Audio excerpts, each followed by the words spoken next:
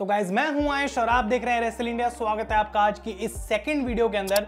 First video अगर आपने checkout नहीं करी है तो लिंक डिस्क्रिप्शन में, जहां पे हमने एलिमिनेशन चेंबर के बारे में बात करी, batting odds, stone cold Steve Austin के रिटर्न के ऊपर डिस्कशन करी। आप लोगों के भी मैंने कुछ कमेंट्स लिए थे, तो वो चीज डेफिनेटली आप जाके चेकआउट करें अगर आपने वीडियो मिस कर दी है। लेकिन this video will be about all elite wrestling and Cody Rhodes. कल की जो डायनामाइट हुई, जो कि अब बिल्ड कर रही है रेवोल्यूशन की तरफ, एक बड़ा पेपर व्यू आई थिंक वो होने वाला है। डायनामाइट की रेटिंग को इस हफ्ते क्या हो गया भाई, उसके पीछे क्या रीजन है। और फाइनली हम बात करेंगे क्रिस जेरिको के बारे में कि क्या वो भी अब WWE आने वाले हैं, उनका क्या स्टेटस है AEW के साथ, और विंस मैकमैन के बड़े बड़े plans for Cody Rhodes in WWE। तो बहुत सारी चीजें एक बार फिर से डिस्कस करने के लिए गाइस लाइक बटन दबाना ना भूलें, अपने सारे ओपिनियंस जो है मुझे कमेंट्स में दें। ज्यादा हम टाइम नहीं वेस्ट करते और स्टार्ट करते हैं सबसे पहली सेगमेंट से, जो कल हमें डायनामाइट में देखने को मिली, जहां CM पंक बाहर आते हैं और उन्होंने MJF के बारे में बात करी, किस तरीके से उन्होंने उनको 2 बार हराया शिकागो के अंदर। वो कहते हैं मैं इस बंदे से प्राउड हूं, लेकिन मुझे अब एक रीमैच चाहिए, और वो चैलेंज करते हैं MJF को to a dog collar match, जो कि सिर्फ आज से पहले एक ही बार हुआ है AEW के अंदर between Cody Rhodes and mister Brody Lee. तो ये एक ट्रिब्यूट मैच होगा काइंड ऑफ CM पंक की तरफ से, और उन्होंने ये भी बोला कि मैं केज मैच लड़ सकता हूं, मैं किसी और टाइप का मैच कर सकता हूं, लेकिन मैं ये नहीं चाहता कि MJF मेरे से भागे, और इस वजह से वो डॉग कॉलर मैच चाहते हैं ताकि MJF उनसे दूर ना जा सके। MJF बाहर आते हैं, उनको कुछ बोलने लायक वहां पे बचा नहीं था, और CM पंक की तरफ से काफी स्ट्रॉन्ग सेगमेंट यहाँ पे हमें देखने को मिली है। वो पुरानी पिक्चर लेके आते हैं अपनी और MJF की, और वो कहते हैं कि MJF जितने पैसे तुमने उस टाइम मुझे दिए थे मुझे देखने के लिए, मुझसे मिलने के लिए, उससे ज्यादा मैं तुम्हें पे करूंगा एट रेवोल्यूशन जब मैं तुम्हें हराऊंगा। तो एक काफी बड़ा रीमैच सेटअप करा जा रहा है इन दोनों सुपरस्टार्स के बीच में, एंड डेफिनेटली मेरी इससे जो है गाइस काफी ज्यादा बड़ी उम्मीदें भी हैं। इसके बाद हम बात करते हैं तो ब्रायन डैनियल्सन अपना मैच जीते कल डायनामाइट में, लेकिन उसके बाद उन्होंने कन्फ्रंट करा जॉन मॉक्सली को, क्योंकि वो आंसर चाहते हैं मॉक्सली से कि क्या वो मेरे साथ टैग टीम बनाएगा या फिर नहीं। और जॉन मॉक्सली ने यहाँ पे एक बहुत कमाल का प्रोमो कट करा कि किस तरीके से बहुत सारे लोगों के साथ उन्होंने टीम वर्क करा है।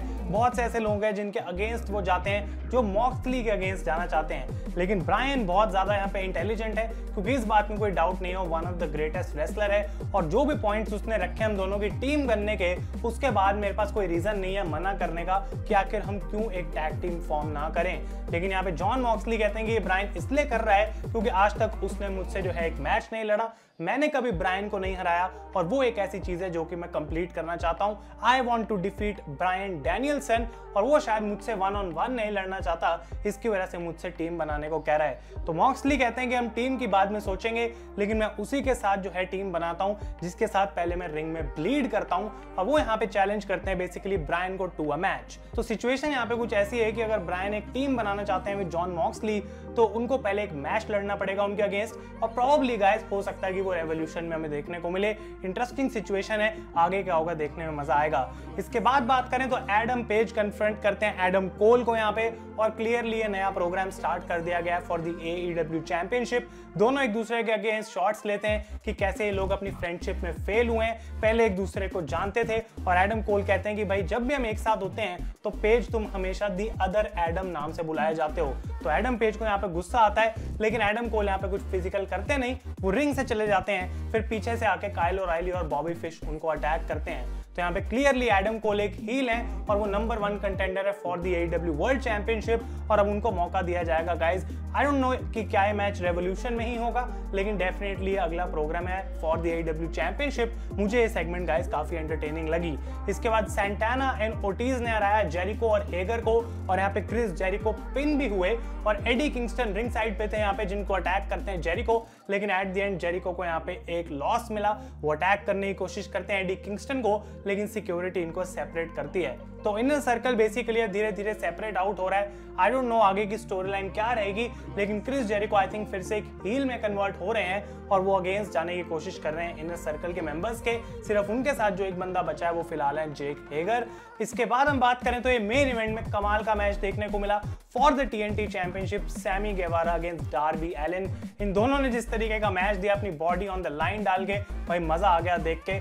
उनके लिए उतना फन नहीं होगा, लेकिन जो लोग देख रहे थे उनको बहुत एंटरटेनिंग मैच लगा एंड एट द एंड देखने को मिलता है कि यहाँ पे सैमी हरा देते हैं डार्बी को and he is still the TNT champion. Match के बाद अंड्राडे आते हैं मैट हार्डी के साथ और अटैक कर देते हैं यहाँ पे डार्बी को। तो अंड्राडे को पुश करा जा रहा है बहुत ज्यादा for the next TNT champion. तो हो सकता है कि उन्हीं की अब फ्यूड होगी सैमी गेवारा के साथ। इसके बाद हम बात करें तो AEW डायनामाइट की रेटिंग आई गाइस और ये थी 8,96,000 व्यूअर्स, जो कि इस पूरे साल में सबसे कम रेटिंग आई है। और आई डोंट नो क्या हुआ, क्योंकि लास्ट वीक 23% ज्यादा थी, 1.1 मिलियन समथिंग व्यूअर्स थे। मेरे हिसाब से AEW को थोड़ा सा लॉस इस वजह से हुआ है कि भाई कोडी रोड्स वाली पूरी सिचुएशन जो है, एलिमिनेशन चेंबर के अराउंड बहुत कुछ चल रहा है, लेकिन ये सारी चीजें मैटर नहीं करनी चाहिए। और ये जो डिप आया रेटिंग के अंदर, होपफुली अगले वीक से वापस ऊपर बम्प हो जाएगा। लेकिन अगर कंसिस्टेंटली रेटिंग ऐसी रहती है तो शायद वो एक कंसर्न बन सकती है गाइस AEW के लिए। अगली चीज की हम बात करते हैं और बहुत ज्यादा इंटरेस्टिंग ये स्टोरी है रिगार्डिंग कोडी रोड्स, क्योंकि कल उन्होंने ट्वीट करा अपने ट्विटर पे आके और वो लिखते हैं कि भाई तुम्हें अभी भी AEW देखनी चाहिए। वो एक बहुत अच्छा शो है जहां में मुझे अपॉर्चुनिटी मिली बाकी लोगों के साथ परफॉर्म करने की और उसमें कोई गड़बड़ नहीं है। तो वो अभी भी एनकरेज कर रहे हैं लोगों को वहां पे जाके उस शो को देखने के लिए। तो इसका मतलब क्या ये है कि अभी उन्होंने कॉन्ट्रैक्ट साइन करा है या फिर नहीं करा है WWE के साथ, क्योंकि इसके बाद जो मैं बात करने वाला हूं वो है गाइस कोडी रोड्स और पूरी WWE की काफी कुछ नई डिटेल्स हमें यहाँ पे जानने को मिली हैं। पहली चीज ये है कि कोडी रोड्स अकेले आ रहे हैं WWE के अंदर और ब्रांडी उनके साथ नहीं आएंगी, वो डील का पार्ट नहीं है। हो सकता है फ्यूचर में WWE ब्रांडी को कोई कॉन्ट्रैक्ट दें, लेकिन इस समय उसकी कोई भी टॉक्स नहीं चल रही हैं। इसके बाद जो WWE का लॉकर रूम है वो माना जा रहा है बिल्कुल रेडी है to welcome back Cody Rhodes. बहुत सारे टॉप टैलेंट्स खुश हैं और उनको लगता है कि कोडी इस टाइम पे एक अच्छी एडिशन हो सकती है रेसलमेनिया सीजन के लिए, WWE के लिए, और वो चीजों को बड़ा बना सकती है इस टाइम पे। इसके बाद इनके रिलेशनशिप के बारे में बात करी गई, जो कि था with the Bucks and Kenny Omega. और ये बात मानी जा रही है कि जबकि ओमेगा और बक्स आपस में बेस्ट फ्रेंड्स हैं, कोडी का रिलेशनशिप इनके साथ हमेशा से एक बिजनेस रिलेशनशिप था। ऐसा नहीं था कि ये फ्रेंड्स हैं बहुत अच्छे रियल लाइफ में। तो बिजनेस जब तक चल रहा था सब कुछ बढ़िया था, कुछ इनके बीच में ब्रेक डाउन नहीं हुआ। लेकिन अब क्योंकि कोडी AEW का पार्ट नहीं है तो शायद इस वजह से उनकी ज्यादा इन लोगों से बात नहीं हो रही। डेव मेल्जर ने ये भी बोला कि टोनी खान के साथ भी कोडी रोड्स की एज सच कोई बैकलैश या फिर लड़ाई नहीं हुई, सिर्फ क्योंकि ये दोनों टर्म्स पे नहीं एग्री कर पाए कॉन्ट्रैक्ट के, तो इस वजह से कोडी AEW छोड़ के चले गए। और इस टर्म्स को एग्री करने के रिगार्डिंग एक मैं आपको पॉइंट बताऊंगा अभी, जो कि गाइस बहुत ज्यादा इंटरेस्टिंग है।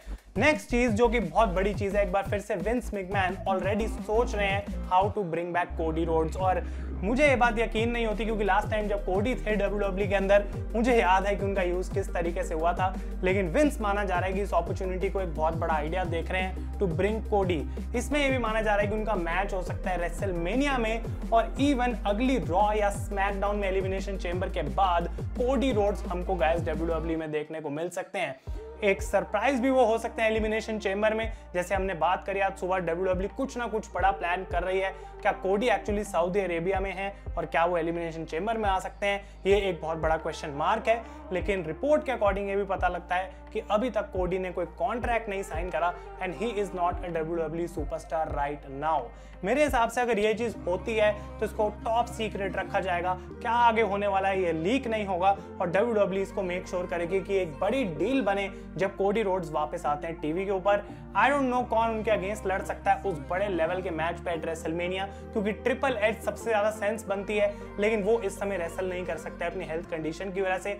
जस्ट उनको अभी कुछ टाइम पहले एक हार्ट अटैक हुआ था।